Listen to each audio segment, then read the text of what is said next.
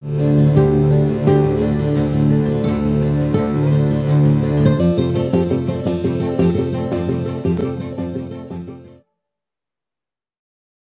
back to our live coverage of the UN Climate Talks here in Cancun. I'm sitting here. Oh, I'm back.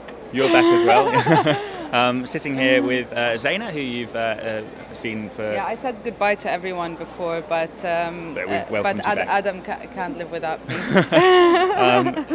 Myself, and delighted to say we've been joined by Aimée Christensen, and you're the founder and chair of is it Christensen Global Strategies? That is right. Okay, so maybe we should start off by asking you to introduce yourself to our viewers. Oh, sure. I'm Aimée Christensen, and I've been working on energy and climate change issues for about 18 years now. I've had my own consulting firm for about 5 years almost, and I work a lot with business and governments and investors and philanthropists and nonprofits on climate change strategy, on environmental sustainability, on how do we value nature, really change our economic system to create more incentives for investing in the protection of the environment and nature. Mm-hmm. Where? Well, that's a good question. Usually I travel a lot. That's my big vice when it comes to greenhouse gas emissions, but I'm vegan, so I'm hoping to compensate from my flying patterns. But I was Washington, D.C. for 15 of those years. I was San Francisco for 2 years. I worked for Google. I was the first hire to work on climate change strategy for them, and it was a great experience. And now I'm actually based in Sun Valley, Idaho, which is where I'm from originally, so back home. And is that you said you work with businesses, NGOs, all of that? Is that all based in the U.S. or is Globally. Globally. So I've had the pleasure of working with the Virgin Group and with the U.S. Department of Energy, with the Ogilvy team that works. They did the Copenhagen campaign last year, and with Duke Energy, which is a U.S.-based energy utility. So a real wide range of clients. And we're going to chat a little bit about business and climate change and businesses' role in climate change at the start. Why is businesses interested in climate change? Like normally, I think most of our viewers will think about climate change and the environment, and they'll think of people with dreadlocks and swampy. What's business got to do with this? Well, I think business is the solution to this, and they can be the solution to this. They're also the biggest polluters, right? Where do we get our electricity from? It's largely from businesses. A lot of them still are state-owned companies, but a lot of us get our electricity from businesses, and so they're the ones who have to change how they generate electricity. They have to change how they provide the services that we purchase. It's also where the investment is going to come from. So businesses can be the investors in the clean economy to create the jobs that we need in this. So they can be both the problem and the solution depending on who they are. So right now a lot of the businesses that are the problem are from the fossil fuel heavy industries, so coal and oil, and really fighting change. But then there's this really interesting group of businesses who are in this transition, who are leading it, and so they're here because this is where the discussions are happening about the future of how are we structuring our economic systems, how are we structuring policies, and they feel like they want to contribute to that conversation so that we best help them make the investments they need to make to help us solve the problem. And who is here? Well, it's a pretty interesting range of folks. I mean, there definitely are those here who are seeking to stall any progress, so from the polluting side. And then there are those who are really here to be part of the conversation, and then there are those who are really going to benefit from the clean economy that are the clean energy companies. So the renewable energy companies, wind companies, solar companies. Just saw the head of the U.S. Solar Energy Industries Association in the other room. I'm on the board of the American Council on Renewable Energy, and a number of members and the leadership of that are here, as well as utilities, so the electricity companies who are going to be affected, I think, the most from this. Aimée, can you have a very long experience in this field. So how has the attitude of business changed towards climate change from when you started to now? Do you find it difficult to consult with businesses on these issues? Are they more? Do they recognize the terms? Can you say a bit about how things have changed? It's interesting. When I first started working on this issue, I would say there were 2 nonprofits I could work with when I was at Department of Energy who really understood energy efficiency and renewable energy and who were there to work with us to help us get the policies right. Business at the time was largely the ones who wanted to fight progress because they saw this as a threat. And then there were starting to see some voices of those who said, you know what, I think there's an economic opportunity from this. And so you had the World Business Council on Sustainable Development formed in 1992 around the Rio Earth Summit. And And what I've seen is that there's increasing numbers of business leaders getting involved in this issue.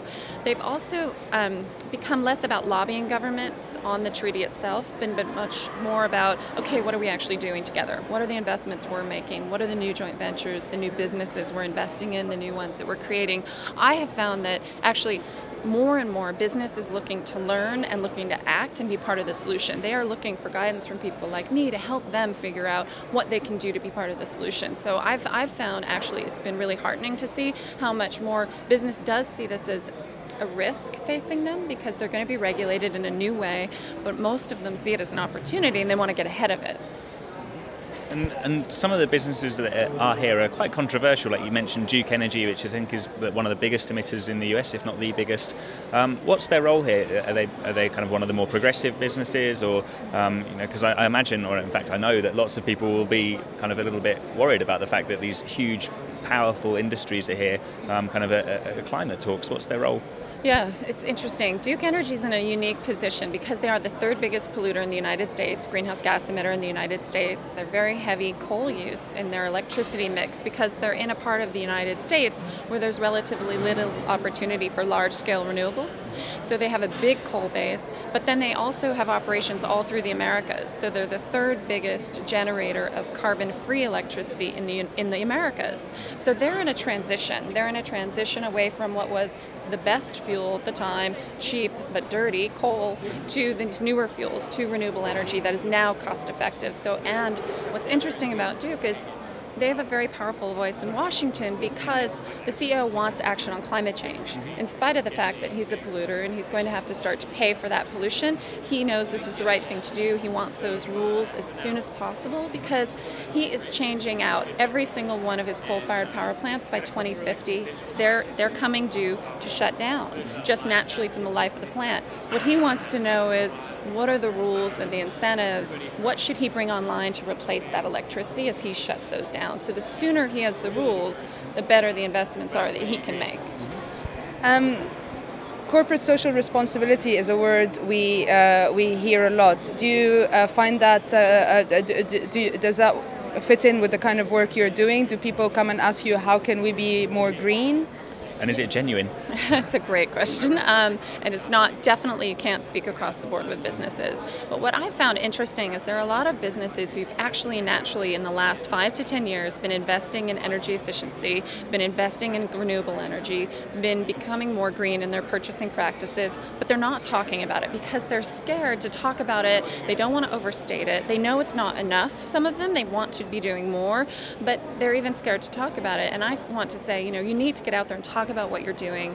What are the cost realities? What are the opportunities business-wise so that government knows how quickly they can move from a policy perspective. They know that these businesses can actually solve this problem cost effectively. So on Monday night at the kickoff of COP16, we had the CEOs of Duke Energy, Coca-Cola Company, the Dow Chemical Company, right? And the CEO of FEMSA, which is a very large Mexican company. You were there? Yes, yes. Yeah, tell us about that. So it was, I actually was one of the organizers of it, and it was, I was sitting in the front row and I had this grin on my face, watching these CEOs moderated by Charlie Rose from the US, from PBS, who's great, kind of fighting with each other to be the most aggressive on action on climate change. Really, they couldn't get a word in edgewise. I want a price on carbon. I want to have the rules to invest in clean energy. This is about innovation. This is about new businesses. The Dow CEO talked about how their bio-based business, so business from plant materials, used to be just, I think the number was about 5 years ago was $1 billion. Now it's a $4 billion business, and he expects by 2015 that to be a $10 billion business. So we're talking about whole new business opportunities from the need to go green. And Dow Chemical is investing in those, and he was quite frustrated in his remarks about the lack of U.S. action on climate change. He said the U.S. needs to lead, and that's absolutely across the board. The CEOs that were there were saying, we need leadership. The CEOs you've mentioned, or the companies you've mentioned, Coca-Cola, Dow Chemical, Duke Energy, I think probably some of our viewers would say that was probably in their top 10 list of unethical unethical companies, or companies that are up there, right up there as the bad guys. Why do you think they're leading on climate change, or trying to lead on climate change? Is it a perception? Is it that people's perception of them matters and they need to be seen to be green, or is it a business interest? Why are they doing this? Every business is different, but I think it really gets down to who the CEO is and their personal conviction.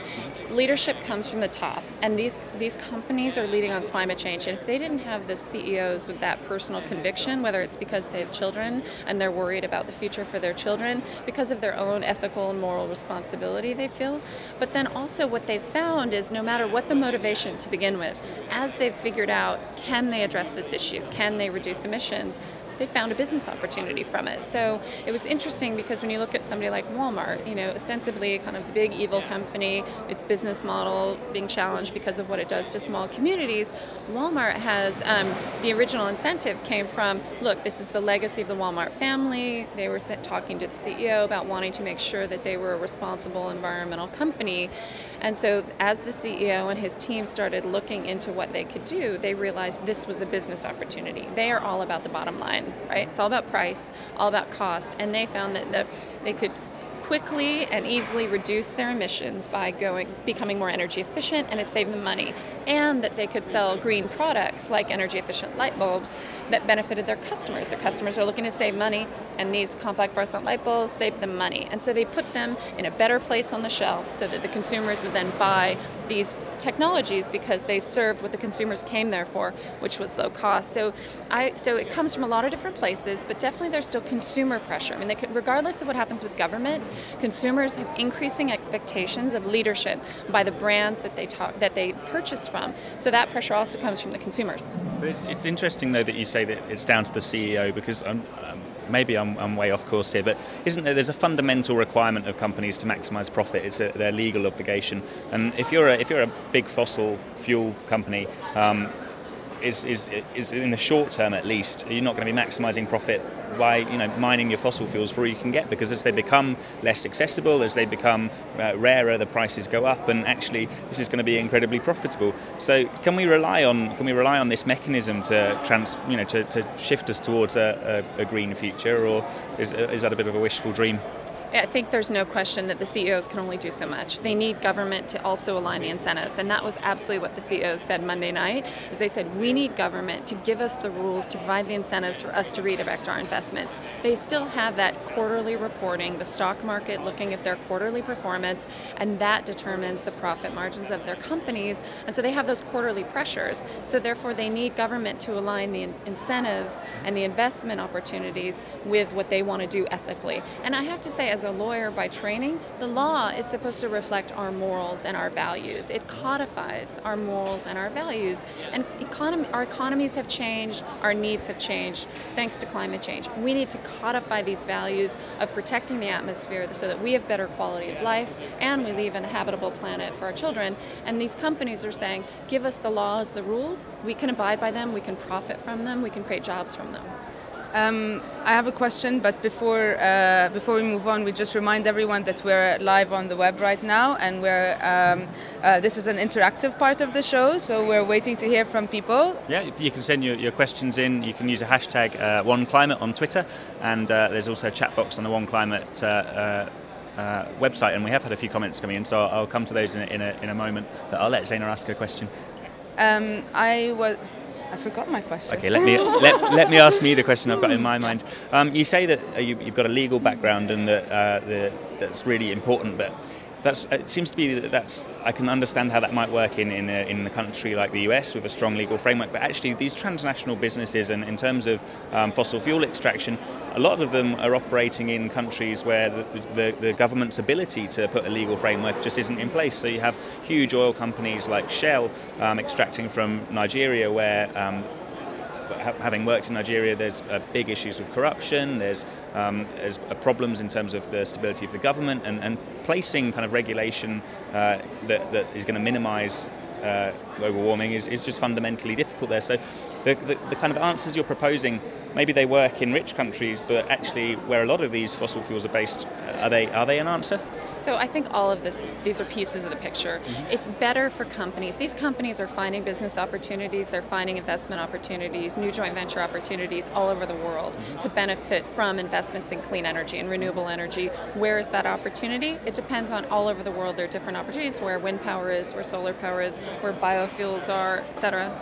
Not food-based biofuels, but second generation, third generation biofuels.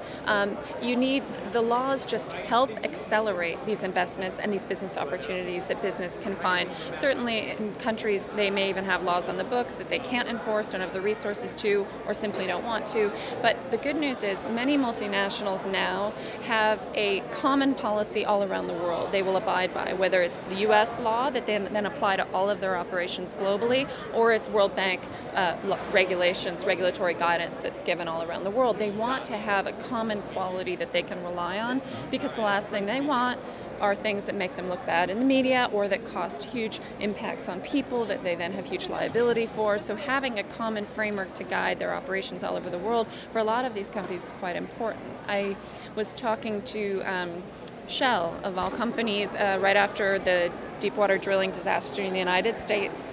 The Aspen Institute hosted a conversation with Lisa Jackson, the head of the U.S. Environmental Protection Agency, and the head of Shell's deepwater drilling was right there, and I asked if we'd had better regulations, if we'd had better enforcement, would this have happened? And he said no. He said that, look, we at Shell, we have a common, believe what you might want, but they said we have a common regulation all around the world, we have a common standard all around the world.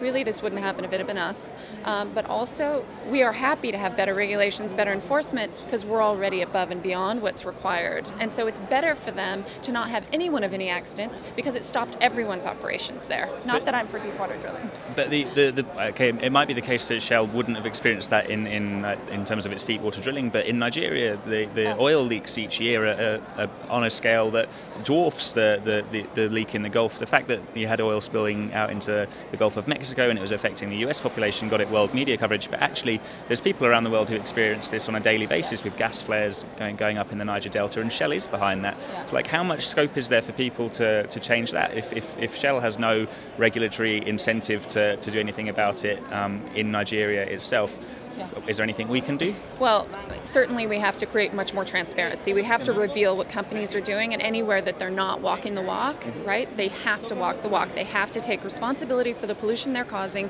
wherever it is, no question. The good thing about the carbon markets, if we can actually put a price on carbon, it will create incentives for someone like Shell to cap the gas flares and other things, because there's actually a financial value to that for them. But naturally, there is a level of morality and ethical responsibility these companies have above and beyond any regulatory framework, no question. I completely agree with you, and seen the impacts myself as well, and it's, you have to continue the pressure and the transparency, which I think also gives them the internal power to change operations, because sometimes they're getting pressure from investors and others not to clean up because of the costs incurred. So it helps them to have transparency and pressure from the outside to change operations inside. And you mentioned just a while ago that these companies don't want to look bad in the media. How much do you think media coverage of these issues has helped to shift companies in the right direction?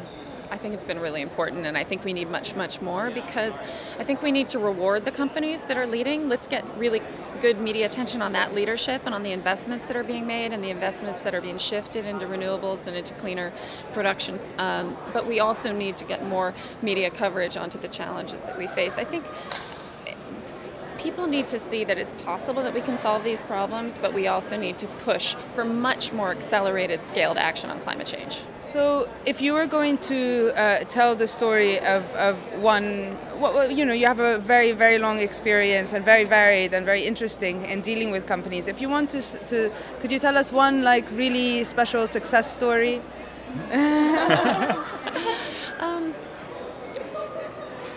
It's interesting. I think, there was one where I was working with a company who, I've done a lot of work in Washington, and Washington doesn't have an understanding, and enough of an understanding on this issue and where the opportunities are and where the costs are. And so I was working with one company to bring knowledge to Washington, and we worked very closely on drafting the legislative testimony by this company to educate the Congress on what the opportunities are globally for building the global clean economy. And that company had such a powerful voice to bring to bear on that. And it was Jim Rogers from Duke Energy, and he was up there practically every week pushing for climate legislation as a very large polluter, but working on such a message that I fundamentally believe in, which is we have an economic opportunity here. That yes, there's a cost, but there's also a huge economic opportunity and a quality of life opportunity. And so to be able to work with someone who has a powerful voice that can influence Congress and help them bring their voice to bear to accelerate action on climate change, that was a pretty rewarding experience. But it's always a challenge and it's never enough, but we have to take our wins where we can. I'm just going to pick up on one of the comments come in. It says there's a Gulf oil spill in Nigeria every year. Just ask Nima Bassi, who is the chair of Friends of the Earth International, who we've spoken to before. One of the questions I wanted to move on to was the US, and you say that Washington is you've got a lot of experience there, and we've had not great news yesterday in terms of the prospect for climate legislation. What's the role of business here? Because I was just looking before the show and saw that Duke spends $5 million on lobbying, and I guess maybe it lobbies for its interests whether those are coal-fired power stations in some cases, and perhaps it lobbies for wind power in other situations. But business clearly has a big role to play, and you said that they're looking for a sure investment climate. And it doesn't look like we're going to get climate legislation anytime soon. So what's going to come? The United States is really a mess because there is a problem between perception and facts. So the perception by Washington policymakers is that this is an expense, there's no political upside to action on climate change, and that it's not something worth acting on, and yet the American public, the vast majority of the American public, loves clean energy. They want America to produce its own clean energy from solar and wind. So you look at Frank Luntz, a prominent Republican pollster. He did analysis in January of this year, so not so long ago, state by state, including in swing states, and found that the American public wants clean energy. They want investment in it. They also want accountability for polluters. That was there. There is justified fear of the American public in a future that's uncertain, where we're in the middle of an economic downturn. So they want to know that we can address climate change, we can create the clean economy without too many costs. They want to know that they're not going to lose their jobs, that there is this new clean economy. So what I've been spending a lot of time doing is bringing business leaders to Washington, D.C., and we call it, so that's an American term, but we call it giving them the Richard Scarry book of the clean economy, so that they can see the picture of it, that it's real, the jobs are good quality, and they're now, and that these are large-scale jobs. When the United States stopped the incentives to renewable energy, there were 40,000 jobs on the line of being put on hold until those incentives got put back in place. These are real jobs now, and there's so little understanding about the fact that these jobs are already being created. So we had 250 business leaders come to Washington in November, as well as in February. And what we were told, we had utilities, investors, clean tech companies, consumer-facing brands like eBay and Starbucks and others, saying we want action on climate change. And what we heard from members of the Senate is this was game-changing for them to have all these business voices in Washington. The problem is, a lot of these are startups and they're new companies. They can't be there every week. They can't spend the lobbying dollars that the polluters are spending. So you have a huge $500 million to $1 billion every year being spent in the United States to lobby and on campaign contributions and on media campaigns to undermine action on climate change. And then you have the other side, which is actually the majority of business in the U.S., the good guys who want to be part of a solution, but you don't have the money, you don't have the voices there every day. And creating uncertainty and fear is much easier than making people feel confident that we can act on this. So it's a real challenge in Washington. And in California, you've just had a kind of a fairly high-profile battle between kind of pro-climate legislation and anti-climate legislation parties. And actually, I think it was the first kind of notable case where the lobby that was kind of for the climate legislation got more money and more backing than that which was opposing it. But we've had a question come in saying you try to bring knowledge to Washington. What's the balance between the fossil fuel lobby and renewable businesses in the US? Which has more influence, and which one is winning, if you like? Well, definitely at the national level, the fossil fuel lobby is winning, and there's no question. It's because they've raised the specter of fear. Can we afford to act on this now? I would ask, what is the engine of the American economic recovery? If it's not clean energy, where are the jobs going to be coming from? We need to be investing in clean energy. We need to be investing in manufacturing. If we want to build and make things, what can we compete in? Well, we're great innovators. We have high quality, fantastic workers. Clean energy is one area that can create jobs. But if we don't have policies in the national level, we're not going to create those jobs because the investment isn't going to flow. There's a company in California. They have all their manufacturing there. They want to stay there. But they're a solar company. 100% of their output goes to Germany. Why would they keep their manufacturing in the US? Why wouldn't they just relocate to Germany and get rid of that cost? So in California, fortunately, you have a state that has had strong environmental laws for decades. People there have much more confidence that environmental leadership doesn't harm the economy and actually creates a better economy. And when I was at Google, we lobbied for the California global warming legislation because it was about innovation and job creation. You're leaving the laggards of the past behind, and you're supporting the industries of the future. We're about creating jobs. We're about efficiency and saving energy and saving money from saving energy. And people in California trust that more because they have more experience with it. And also there's that issue of the lobbyists and the lobby voices in Washington. So I would say actually we know the American public wants clean energy, but their voices aren't being heard as much as the dirty guys are in Washington. So consumer voice, basically. If people demand clean energy, at some point the leaders have to listen. And what Adam was saying earlier, that all these companies relying on fossil fuels, at some point, the fossil fuels are not going to last forever, but the sun is, well, to an extent. It will last longer than oil. It's a better bet in the business sense in the long term. Yes. Yeah. I'm wondering though, what kind of hope you hold out for the US in the next couple of years if the kind of fossil fuel industry is more powerful than the renewable energy sector. We've just heard that the Republicans intend to try and dismantle the kind of climate body in Congress, is it? And so yes. Where's the hopeful message here? The hopeful message is that I think we have to trust in the American public and the Americans' ability to deliver the clean economy. And when people are doubting our ability to take on climate change, I want to say to them, why are you doubting America's ability? We are innovators, we are entrepreneurs, we are a strong country, a strong economy. You need to invest in America and help America succeed again. I feel this is all fear-based, and I say, why are you afraid that America isn't up to the challenge? We can't compete with China and Germany and Japan and Spain and all the leaders on clean energy. We had the #1 solar companies, wind companies, advanced battery companies. Now, because we've had bad policies for 10 years, we are, of the top 30 companies in those sectors, only 5 are American. We used to have all the top companies. We can do it again. There's a lot of money from the bench. Where are they based?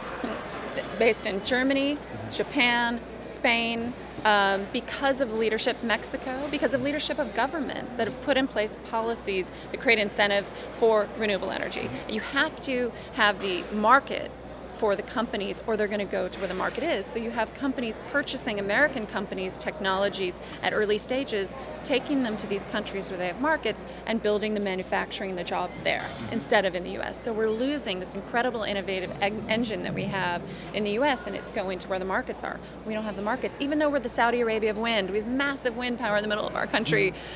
We had 120 megawatt, $240 million project went up in South Dakota in the United States in 4 months. Massive wind turbines installed. We could be creating so many jobs, just had a little bit more of the right regulations in place and incentives for investment. But presumably this is fundamentally it's a political issue. You need to get public backing, and there needs to be politicians worrying about their seats if they don't start backing renewable energy. So how do you communicate these messages to people in the US? Because at the moment clearly there isn't sufficient political pressure to achieve the kinds of movement that you're speaking of. So what's the message, and which message is going to get through?